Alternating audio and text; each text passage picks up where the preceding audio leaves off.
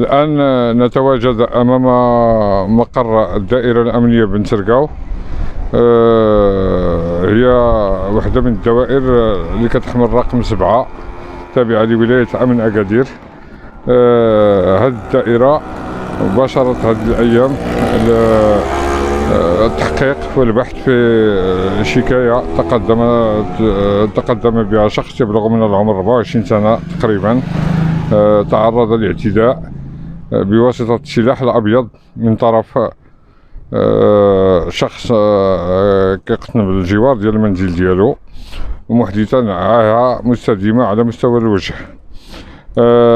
مباشرة كتفاجأ مصالح الأمن بأخت المعتدي كتقدم لمصالح الأمن وكتقدم بشكاية ضد عائلة الضحية باعتبار أنها تعرضت للسب والشتم من طرف بعض الأشخاص من العائلة ديالو.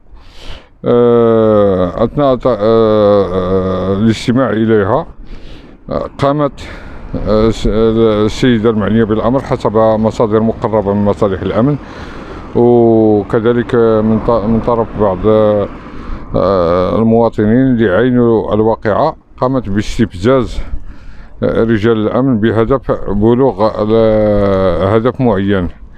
ومن خلال التحريات التي قامت بها الجريدة يتبين بأن المعنية بالأمر كانت تبحث عن وسيلة للدفاع عن شقيقها المعتدي، وباعتبار أنه القضاء دخل على الخط في القضية، والضحية يحمل شهادة طبية ربما تفوق 30 يوم حسب بعض المعلومات اللي توصلنا بها.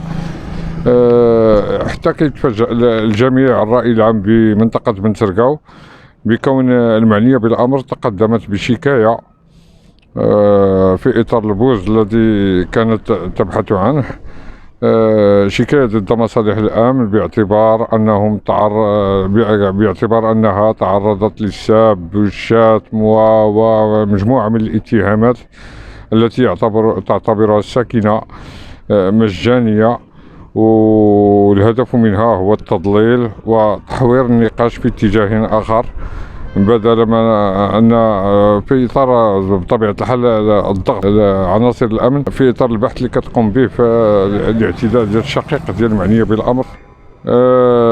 هنا بمنطقة بن سرقاو كنتواجدوا نستمعوا لبعض المواطنين، ومن ضمنهم بعض أفراد المقربين من عائلة الضحية اللي كيحكيو لنا على الواقعة ديال الاعتداء. السلام عليكم. كننصح هادشي اللي قالت هاد السيدة في حق هاد الشرطة لا يعقل. أنا من صرفي من أنا تنمشي تيرحبوا بينا، ما لا سب لا شتم لا ضرب لا والو. بالنسبة لي أنا نيت عندي بنتي تصوب الوراق ديالها بكل احترام، تيحترموا تيقدروا في أي حاجة.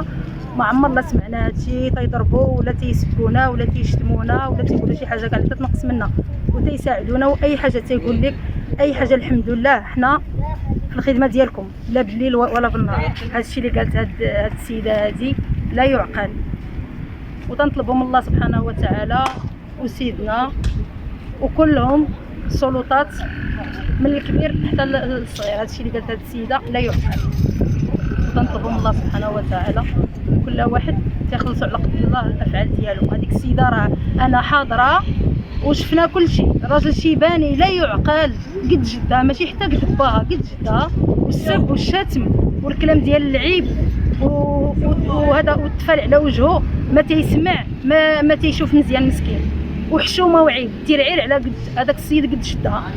هذاك الدري كلاها في وجهه والناس تيحترموا وتيقدروا. ما عمرنا شفنا فيهم شي حاجه خايبه، كنا ساكنين حداهم وباقيين ساكنين حداهم، ما عمر هذا الشيء شفناه ولا سمعناه. يعني تدير هي شي حوايج لا يعقل. ويني اش نقول لك، الله ياخذ الحق، وهذاك اخوها الله يهديه وتا هي الله يهديها على راسها وتقول كلمه حق المخزن. داكشي اللي قالت راه ما كاينش، تنمشيو حنا عندهم لا بالليل ولا بالنهار، ما عمر هذا الشيء كاين. لا كاين لا سب ولا شتم ولا فين شكون نتيا ولا منين جايه نتيا ولا سيري بحالك ولا هذا ولا ذاك. الا هادشي ما عمرنا سمعناه. السلام عليكم. السلام عليكم. انا عمت الولد اللي ضرب. المشكل انه السيده ما كتحشمش، ما احترمتش الوالد، عنده 85 عام، دات عليه بالسبان وكتدفل عليه.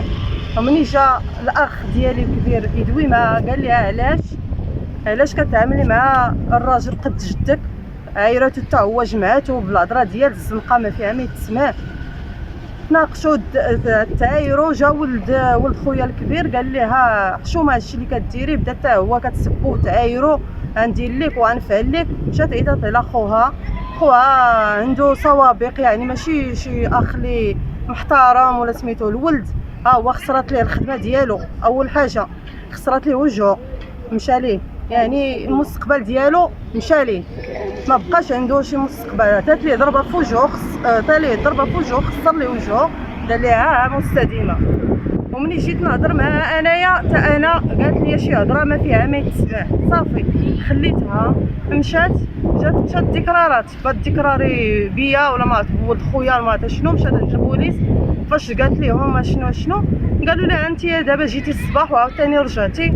بدات عليهم بالسبان وشي هضره اللي ما كايناش. واش قال لها حنا ما عندناش شغل، نبقاوها مقابلين انت غادا جايه عندنا هنايا وحنا اللي مضطرين واكلين الدقه ما دويناش. يعني درنا شكايه، مشى الوالد دار شكايه انها كتسبوا تعايروا. صافي وجينا سنينا خويا حتى جاب سيرتيفيكا الغد ليه، عاد دفعنا الوراق، عاد دفعنا القانون، درنا القانون وحنايا صافي.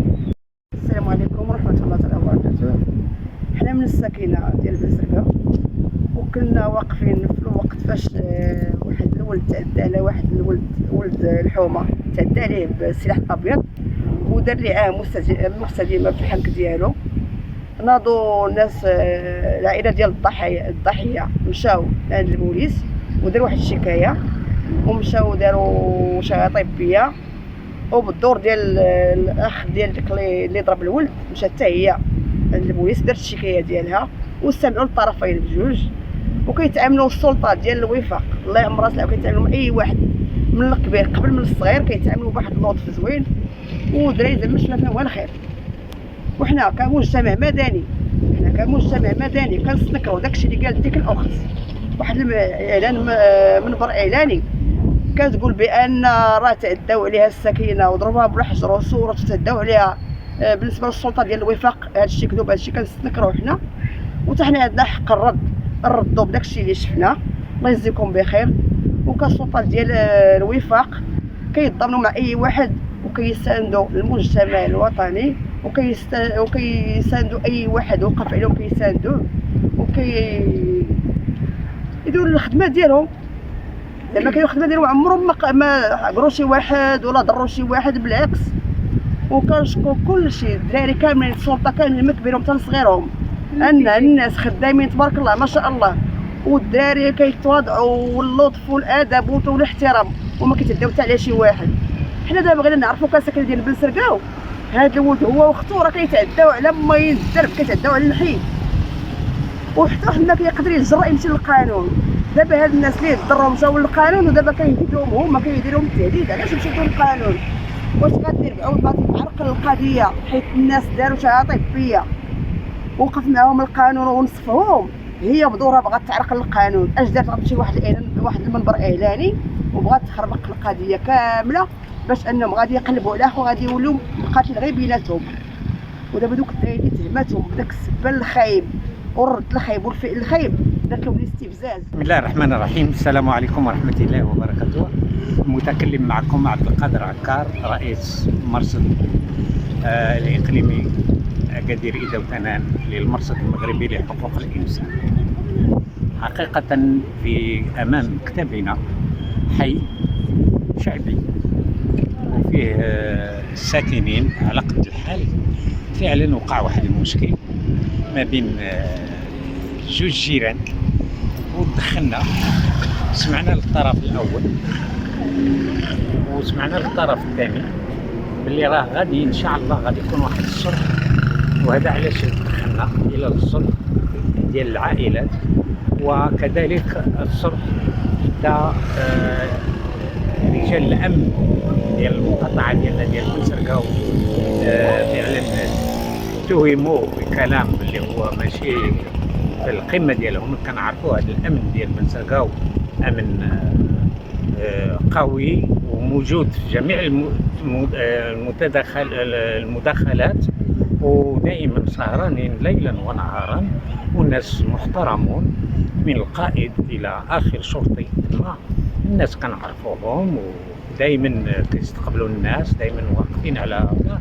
ولكن سمعنا هذا الخبر ديال شي شويه ديال التعنف وشي شويه ديال الكلام اللي هو ماشي هو هذاك. فعلا اخواني، هذا القضيه راه طلبنا من هذه السيده اللي بينها مشكل سوء الفهم وسوء التفاهم مع الشرطه باش دير التنازل وتسمح، وراه مشينا وجبرناها، جبرنا غير الام ديالها قالت سيدي، ولكن نستناو هادشي باش تدخل العائله الاولى اللي علاش جات تشكي باش تطلب لهم السماح وهما جيران. حنا بغينا غير هادشي. سي عبد القادر، ما كيبانلكش بان التصرف اللي قامت به هذه السيده هذه هو خطوه لتحوير النقاش لاتجاه اخر بعد الاعتداء ديال الاخ ديالها على واحد من الجيران؟ حقيقة أخي، هنا ما نقدروش نوصفوا داكشي بالمعقول. في الحقيقة كاين الرجال الحقيق اللي غادي يعرفوا الحقيقة منين خرجت، إما التميل لهاد الجهة أو ديك الجهة. ولكن عندي أنا في التحليل ديالي إنما هي الأخت الشاكية اللي وقع لها مشكل مع الأمن، هذاك مشكل آخر، والولد شكل من اخر. الجاب نخلطوا هذا مع هذا، كل واحد عنده العقوبه. ربما عندها المصلحه ديالها في الخلط بين القضيتين. الله اعلم، ما نقدرش نحكم، ولكن الله اعلم. ولكن مع ما دقينا عليها وخرجت غير الام ديالها وهي كاينه غائبه، على كل حال ما نويتش انا باش غادي يكون شي مشكل، والله اعلم. الله اعلم، ما نقدروش نحكموا ما سمعنا الطرف الثاني.